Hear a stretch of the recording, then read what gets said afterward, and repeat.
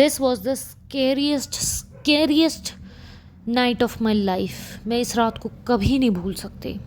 इतना डर मुझे लाइफ में कभी भी नहीं लगा था। शुरुआत से बताती हूँ। मेरी फ्रेंड का एग्ज़ाम था, गवर्नमेंट एग्ज़ाम, एंड सेंटर था हमारा 150 किलोमीटर दूर जहाँ हम रहते हैं। जबकि उसने वो सेंटर मांगा नहीं था, ना ही अपने फॉर्म में मेंशन किया था, but I don't know why 150 kilometre दूर। उसने सेंटर सुनते ही मना कर दिया, बट आई वाज लाइक यार नहीं, इतने महीनों से तू तैयारी करती है, चलते हैं, चल हम दोनों चलेंगे एंड कोई बात नहीं, हो जाएगा, मैनेज हो जाएगा। अब ठंड इतनी नहीं थी, जैसे सुबह सुबह आप देख सकते हो धूप भी निकल जाती है एंड मौसम क्लियर ही था। मैं फटाफट से चाय बनाकर, एप्पल काट कर और अपना सबसे फेवरेट काम करने चली गई, जो था चिड़ियाओं को दाना डालने। And the best part is, अब आप देख सकते हो इन पिजन्स का, इन बर्ड्स का मेरे ऊपर ट्रस्ट बनता जा रहा है। मैं पहले खड़ी होती थी तो ये पास भी नहीं आते थे, बट अब इनको डेली पता चल गया है कि मैं आने वाली हूँ और खाना देने वाली हूँ इनको खाने के लिए, तो ये मुझ पर ट्रस्ट करने लग गए हैं। एंड बाय गॉड, ये इनका ट्रस्ट जीत कर मुझे इतनी खुशी हुई है जैसे मैंने पता नहीं लाइफ में क्या अचीव कर लिया हो। अब मुझे पता था कि हम टू व्हीलर पे जाने वाले हैं, तो पक्का मुझे बहुत मोटी कोई जैकेट पहननी होगी, वरना बैंड बज जाएगी। पर आगे जो होने वाला था उसके लिए तो मैंने सोचा ही नहीं था, क्योंकि ऐसा मौसम था ही नहीं, नॉर्मल धूप निकलती थी। अब मैंने फटाफट से अपना मफलर पहन लिया। ये मेरी मम्मा ने बनाया है और ये बहुत ख़ास है, इसमें कैप भी है, ये मफलर भी बन जाता है और इसमें हाथ रखने के लिए भी जगह है। तो फटाफट से मैंने क्रीम लगा ली और उसके ऊपर से थोड़ा सा मेकअप कर लिया, क्योंकि मेरा थोड़ी एग्ज़ाम है, मेरी फ्रेंड का है। मेरे लिए तो it was kind of a picnic thing.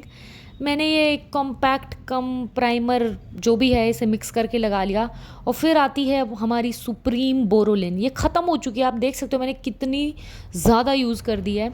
और उसके ऊपर ये नायका का एक lip balm sort of thing आता है, इसका टेंट बहुत अच्छा होता है, तो मैंने वो लगा लिया।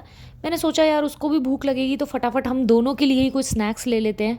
मैंने भर भर के स्नैक्स रख लिए, क्योंकि एग्ज़ाम उसका था, टेंशन मुझे बिल्कुल भी नहीं थी। मैं तो ऐसे जा रही थी जैसे पिकनिक मनाने जा रही हूँ। मैंने एक मोटी चादर भी ले ली, मैं आगे बताऊँगी कि उसका मैंने क्या यूज़ करा। फिर मैंने क्रीम, लिप बाम, कोम, यू नेवर नो किस चीज़ की ज़रूरत पड़ जाए। मेरे पास थोड़ा सा टाइम था, सो आई थॉट यार वो कुछ खा के नहीं आई होगी, आई एम डैम श्योर, तो फटाफट से पोहे बना लिए जाएँ।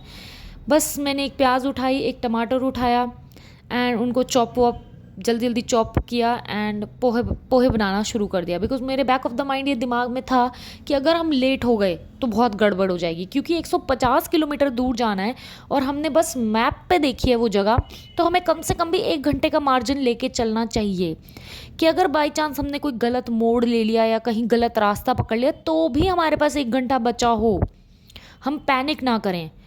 एंड आई वॉज लाइक कि चलो कोई नहीं, अगर एग्ज़ाम उसका शाम की शिफ्ट में है तो हम सुबह जल्दी निकल जाएंगे एंड सेंटर पे 1 आध घंटा पहले पहुंचकर मैं उसे कुछ खाने को दे दूंगी, वो रिलैक्स फील करेगी। क्योंकि जिस बंदे का एग्ज़ाम होता है यार, आई एम डैम श्योर वो ना नाश्ता करता है ना चाय पीता है, वो बस यही सोचता रहता है आज एग्ज़ाम्स कैसा होगा, वो रिवाइज़ करता रहता है। तो मैं इन चीज़ों से गुजर चुकी हूँ, मैं उसकी हालत समझ सकती थी। यहाँ मैंने तेल चढ़ा दिया था, फटाफट जीरा ब्राउन कर लिया था, चॉप किए हुए प्याज, टमाटर और हरी मिर्च डाल दी थी।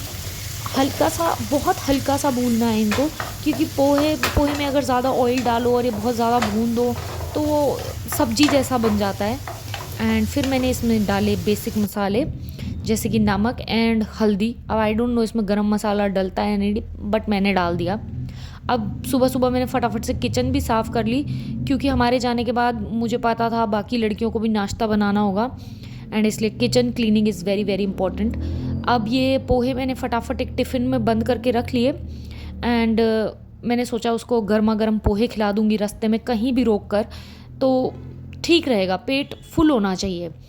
अब ये बैग मैंने पैक कर लिया है और हम चल पड़े। एंड ऑफ कोर्स 2 चम्मच ले ली मैंने, जो मैं भूलने ही वाली थी। अब आप देख सकते हो 50 किलोमीटर आगे जाते ही माहौल बिल्कुल बदल चुका था।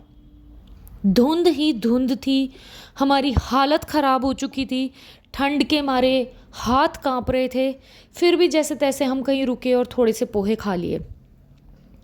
आप देख सकते हो ये सेंटर हमें कहाँ दिया गया है, गांव, किसी एक गांव के बीच में ये सेंटर था। एंड सरप्राइजिंगली बच्चे पहुँचे हुए थे एंड आपको मैं दिखाती हूँ कि सेंटर के बाहर देखिए, कोई एक भी बंदा दिखाई नहीं दे रहा है, ना कोई घर दिखाई दे रहा है। ये कहाँ सेंटर दे दिया था। बट चलो एनीवेज, उसका एग्ज़ाम स्टार्ट हो गया, वो अंदर चली गई और मैंने शुरू कर दिया अपना पिकनिक। मुझे एक वुडन प्लैंक मिल गई थी, तो मैंने फटाफट से उस पर अपनी चादर बिछा ली और खाना शुरू कर दिया। बाकी पेरेंट्स भी बैठे थे, एंड यार पेरेंट्स हमारे लिए कितना कुछ करते हैं। सारे पेरेंट्स पेशेंटली वेट कर रहे थे। शाम होते होते एकदम से इतना अंधेरा छा गया, इतना कोहरा छा गया। सारे पेरेंट्स और जो आसपास के लोग थे उन्होंने आग जला ली, एंड सेंटर से बाहर निकलते ही आप हालत देखिए। रास्ते में it was so unsafe for us. हमें आधे किलोमीटर का भी दिखाई नहीं दे रहा था आगे, और कहीं रुकने का तो सवाल ही नहीं था। हम दोनों लड़कियां थे और अकेले थे, और हमें 150 किलोमीटर अकेले जाना था। आप देख सकते हो एक लाइट नहीं नज़र आ रही है हमें आगे। हमें इतना डर लग रहा था। हमने बस एक पेट्रोल पंप पे रुके, हमने सोचा थोड़ा सा आराम कर लेते हैं, बट वहाँ 3-4 लड़के आसपास हमारे आगे खड़े हो गए, and we were so sure, नहीं भाई नहीं रुक सकते, हमें बस चलते रहना है। हमने हनुमान जी का नाम लिया और फाइनली हम घर पहुँचे।